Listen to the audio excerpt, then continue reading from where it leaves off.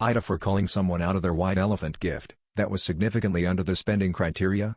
A social group that I'm a part of held a white elephant gift exchange last night.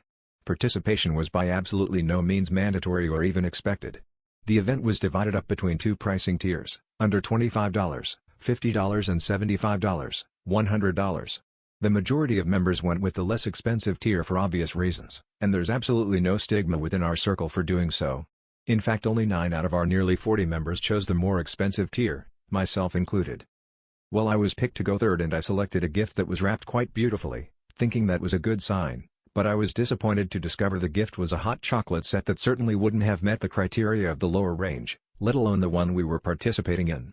I could tell the others in the group felt roughly the same just by the looks on their face, and my focus was directed to one woman, Jen, who was looking away, clearly embarrassed. As you might imagine, no one took my gift. Now I know it's petty not to be happy with what you're given, but let's be honest here in saying that Jen was throwing in the sort of thing you'd find on clearance at Walmart, knowing full well she'd walk away with something pricey in turn. In this case, Jen wound up with brand new Keurig.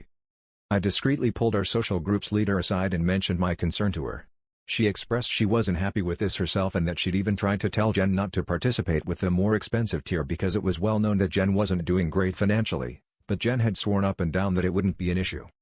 We didn't want to disrupt events, so I was asked to put on a kind face and to avoid talking about the gift for the remainder of the evening, which I accepted as people were trying to have fun.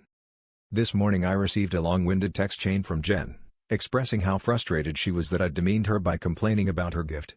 She went on and on about how nice it must be that I can simply throw my money away while others, like her, are struggling, and that her income shouldn't mean she can't have nice things. Instead of fighting, I forwarded the texts to our group leader, and I've since received word that Jen would no longer be a member of our social group. Now, if I'm being honest, I do genuinely feel bad because I know how happy being a member of this group made Jen.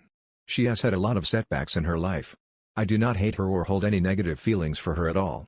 I simply felt she was knowingly taking advantage of the rest of us to basically trade up beyond her means. Ida,